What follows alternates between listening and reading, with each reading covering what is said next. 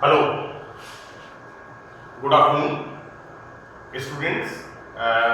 Today we start another topic of carbohydrate, and this is the last topic. That is conformational analysis of monosaccharides. यानी स्वरूपीय विश्लेषण. First of all, I am giving my introduction. Myself, Dr. Ashish Garg, Associate Professor in Chemistry, R.N. Bhuiya, Government College, Ramgarh, Shekhawati, Sikar. So, we start today conformational analysis of monosaccharides. आप लोगों ने इससे पहले glucose का cyclic structure मैंने पिछले lectures में बताया है, alpha glucose and beta glucose, right. हम यहां पर पढ़ रहे हैं मोनोसैकेराइड्स का, यानी single unit of sugar, that is monosaccharides का हम कॉन्फॉर्मेशनल एनालिसिस हम इसमें देखेंगे. आप लोगों के सिलेबस में ये टॉपिक मेंशन है और इस पर जनरली शॉर्ट नोट पूछा जाता है.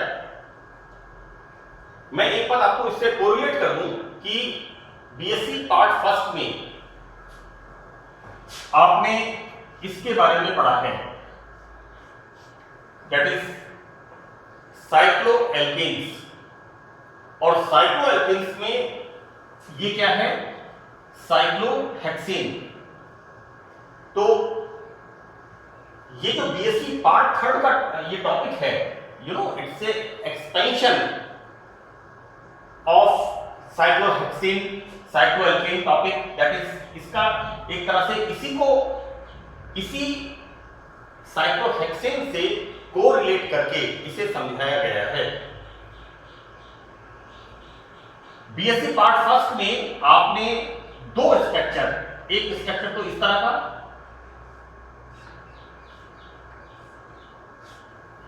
और एक स्ट्रक्चर इस तरह का. This is the boat form and this is the chair form. ये दो स्ट्रक्चर्स आपने पढ़े हैं और आप लोग थोड़ा सा मेरे साइक्लोएल्केन्स मैंने एक यूनिट रिकॉर्ड की है, उसके अंदर आप एक बार साइक्लोहेक्सेन वाली यूनिट में जाकर के और उस यूनिट में साइक्लोहेक्सेन का जो कॉन्फॉर्मर्स बन रहे हैं उन्हें आप थोड़ा देख लें, जिससे ये टॉपिक आपको बहुत आसानी से समझ में आ जाएगा. जिस तरह से साइक्लोहेक्सेन के ये बनते हैं दो कॉन्फॉर्मर्स, तो this is the boat form, noun रूप, और दिस इज द कुर्सी रूप, चेयर फॉर्म. तो इसी को बेसिस बना करके हमने मोनोसैकेराइड्स का कॉन्फॉर्मेशनल एनालिसिस बताया है. इससे पहले मैंने आपको बताया था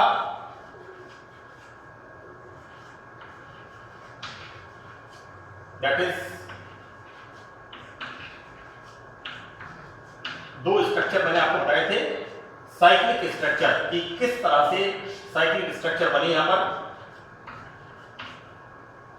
मैं बार बार एक ही चीज को यहां रिपीट नहीं करूंगा. यहां पर C1 का OH ग्रुप राइट साइड में है, दिस इज अल्फा ग्लूकोज, और यदि हम इसको लेफ्ट साइड में लिखते हैं then this is the beta glucose. हमने जब पाइरेन रिंग में रखा था, इस स्ट्रक्चर को जब हमने पाइरेन रिंग में रखा था तो हमने इसमें चेंज किए थे. क्या चेंज किया था? Haworth pyranose structure. किस तरह से लिखा था?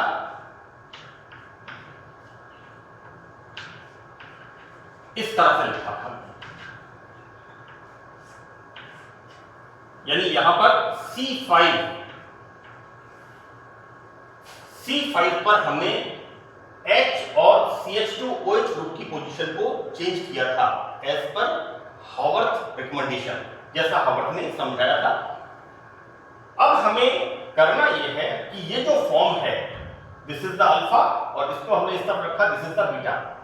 सो आई right I want to start this कि ग्लूकोपाइरेनोस, दिस इज द पाइरेन रिंग. ये मैं काफी डिटेल में आपको बता चुका हूं पाइरेनोस स्ट्रक्चर ऑफ ग्लूकोज के अंदर, राइट. इसी तरह से हमने फ्यूरेनोस स्ट्रक्चर फ्रक्टोज का देखा था. तो ग्लूकोपाइरेनोस की तुलना साइक्लोहेक्सेन वाले से की जा सकती है. इससे हम इसका कंपैरिजन कर सकते हैं. यहां पर हम क्या करेंगे, what we write here like this. और इसी तरह से बोट फॉर्म के अंदर actually this form is very unstable while this is stable and this is and the reason is this presence of these two groups. मैंने इनको अच्छी तरह से यहां लिखा है अंग्रेजी में भी और हिंदी में, इक्वाटोरियल एंड एक्सियल, निरक्षीय और अक्षीय. ठीक है. तो हम साइक्लोहेक्सेन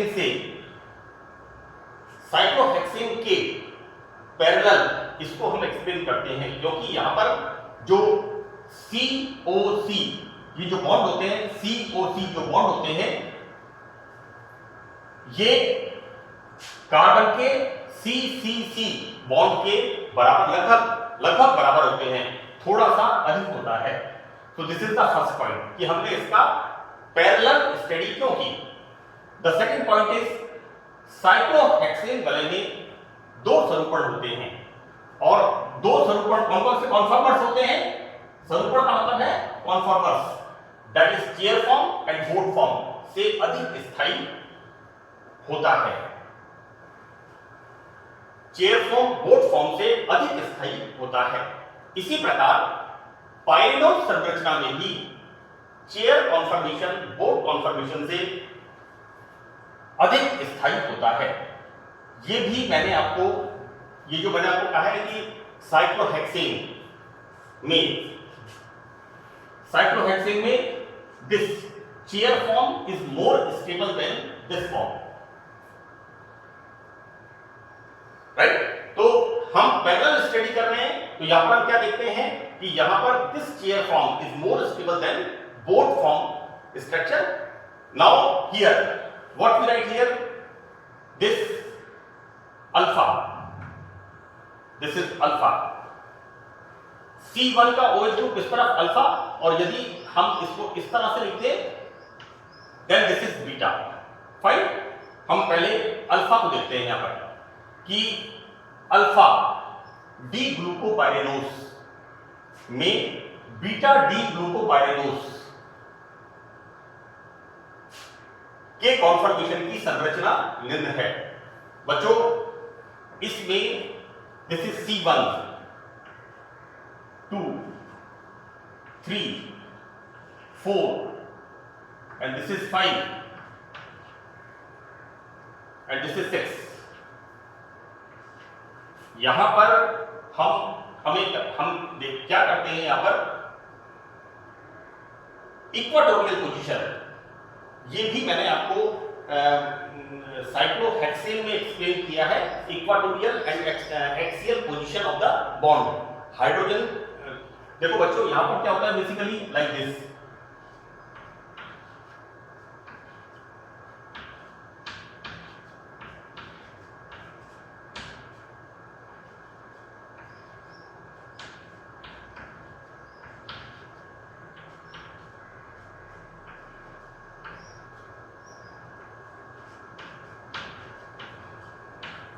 ये क्या है यहां पर, CH2 ग्रुप. CH2 group. तो यहां पर हाइड्रोजन की पोजीशन एक्सियल और इक्वाटोरियल है, जब हमने इसको साइक्लोहेक्सेन में पढ़ा है. अब बच्चों यहां पर हम इस तरह से हम प्रत्येक कार्बन का क्या लेके चल रहे हैं, the carbon is tetrahedral, this carbon is tetrahedral, और इसके अंदर हम H और OH को यहां पर लिखते हैं. इन दोनों स्ट्रक्चर्स में this is alpha glucopyranose and this is beta glucopyranose. आप देखेंगे कि सिर्फ C1 इनमें पोजीशन में चेंज है। यहां पर ये वाला बॉन्ड एक्सियल होता है, जबकि यहां पर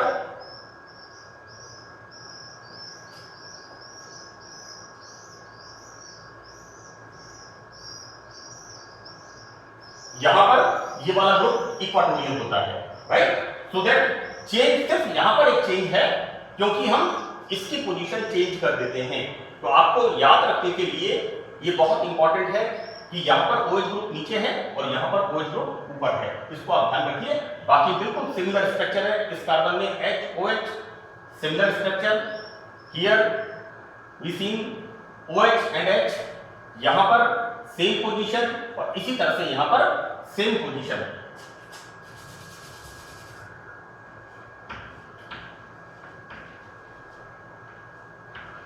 इसी तरह से यहां पर सेम पोजीशन। तो this is so these are the structures of glucopyranose. हम यहां पर इसका स्वरूपीय विश्लेषण कर रहे हैं कि किस तरह का स्ट्रक्चर ग्लूकोपाइरेनोज का बनेगा। This is the structure of alpha glucopyranose and this is the structure of beta glucopyranose. यहां पर सिर्फ इसका आपको ध्यान रखना है। Now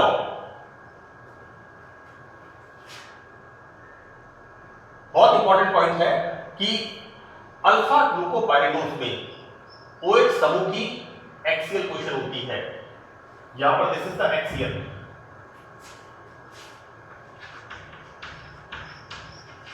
and this is the equatorial. तो दिस इज द, यहां पर इसकी निरक्षीय स्थिति होती है। तो इस बात को आपको ध्यान रखना है।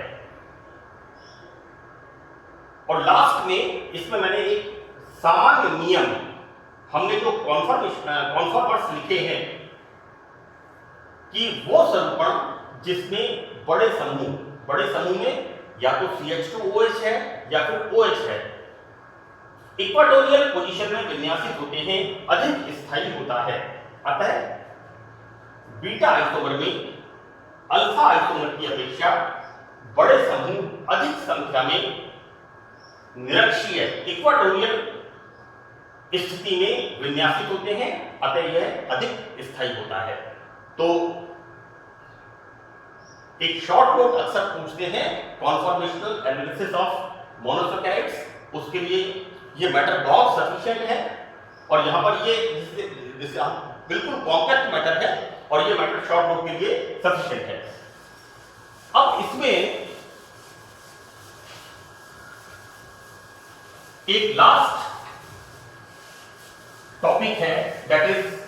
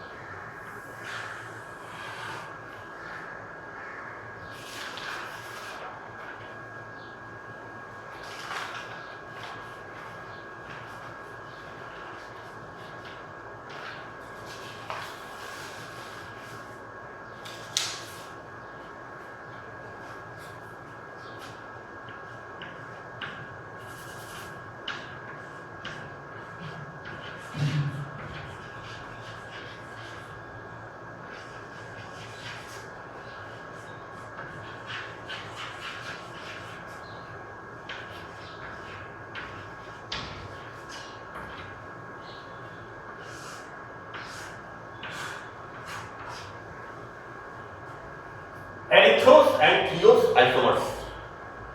ये टॉपिक भी जैसा कि मैंने आप कॉन्फॉर्मेशनल एनालिसिस बताया, और कॉन्फॉर्मेशनल एनालिसिस को हमने बीएससी पार्ट फर्स्ट में साइक्लोएल्केन के साइक्लोहेक्सेन के पैरेलल स्टडी किया। बच्चों ये जो टॉपिक है this is also part of stereochemistry, यानी बीएससी पार्ट फर्स्ट में जो स्टीरियोकेमिस्ट्री में एरिथ्रो एंड थ्रियो आइसोमर्स हैं उसके बारे में जो हम स्टडी करते हैं। तो एक बार मैं आपको ये बता दूं कि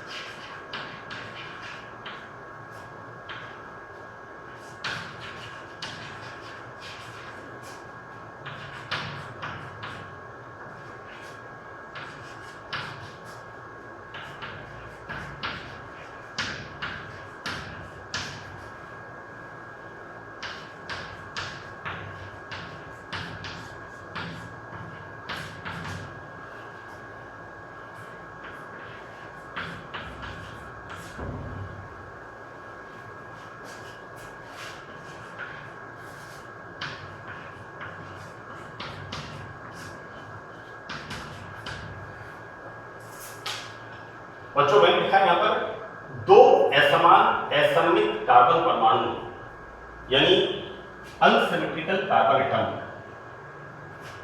कितने हो? दो हो, और दोनों कैसे हो? दोनों अलग अलग हो। तो उनमें अच्छा फॉर एग्जांपल पहले मैं एग्जांपल लिखूं यहां पर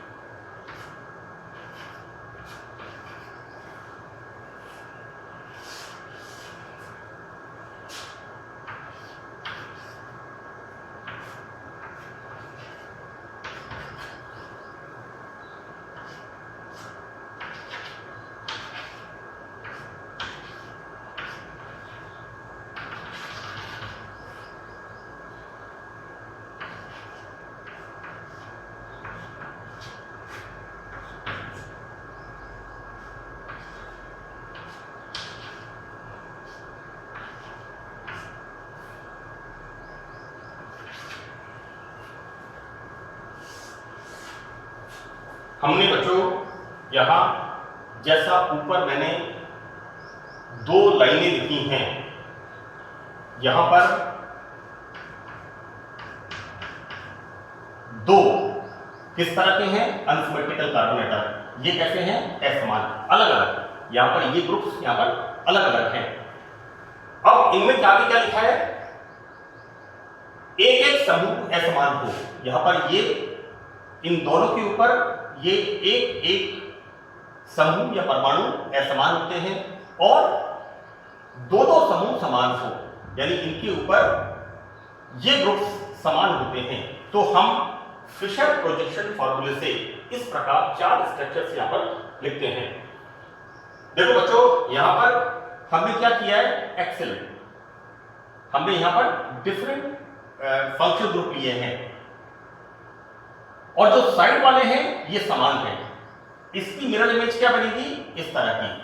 और अब हम क्या करें, इसको तो रखें कांस्टेंट और इसको हम रोटेट कर दें, तो B इधर आ जाएगा और A इधर चला जाएगा। तो this is the structure, right, so that इसकी मिरर इमेज ये बनेगी। यहां क्या होता है कि जब समान समूह एक तरफ होते हैं तो उसको कहते हैं एरिथ्रो समावयव, और यहां पर हम इसको क्या पढ़ेंगे,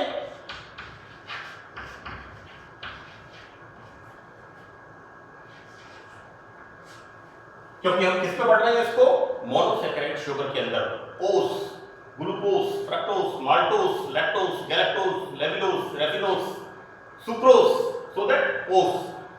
So this is the erythroisomer.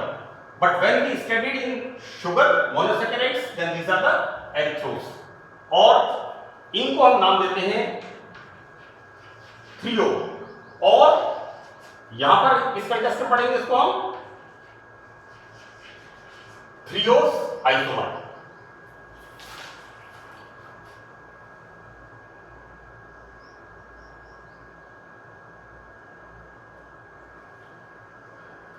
ये आपको लाइन यहां पर लिखनी है कि जब दो समान समूह एक तरफ होते हैं, ये आपको नोट डाउन करना है, मैं यहां पर नोट नहीं कर रहा हूं, कि जब इन समावयवों में दो समूह समान एक तरफ होते हैं तो उसे एरिथ्रोआइसोमर कहते हैं, और जब दो समान समूह एक दूसरे के विपरीत होते हैं, अपोजिट होते हैं, तो इसे थ्रियो आइसोमर कहते हैं।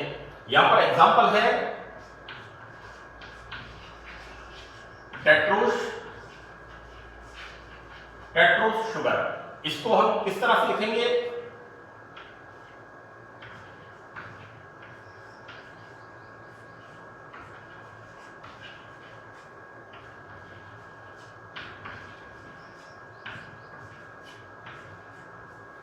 आप बिल्कुल कंपैरिजन कर सकते हैं, X Y A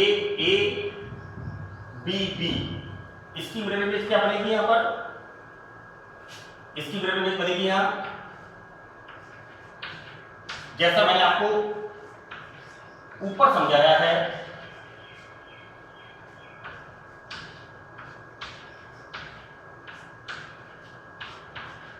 तो these are the erythros, और जब हम इस स्ट्रक्चर को इस तरह से लिखते हैं,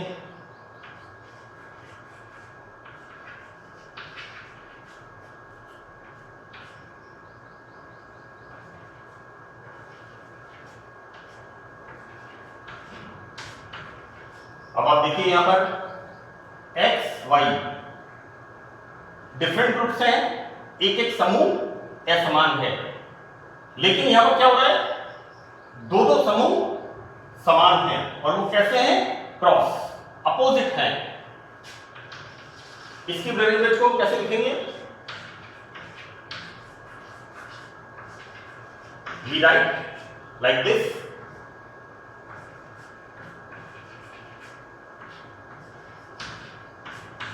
and this is the formation of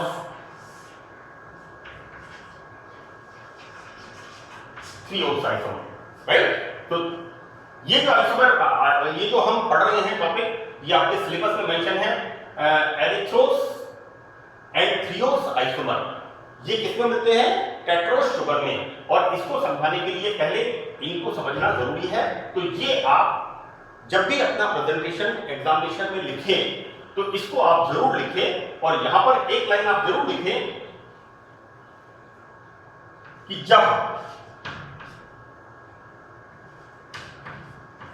दो समान समूह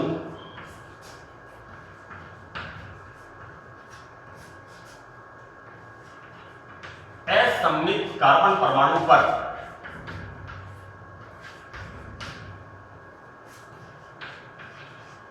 एक तरफ दर्शाए जाते हैं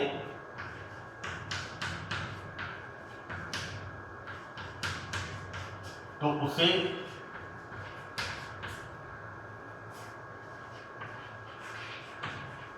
एरिथ्रोआइसोमर व जब इन समान समूह, यहां पर समूह या परमाणु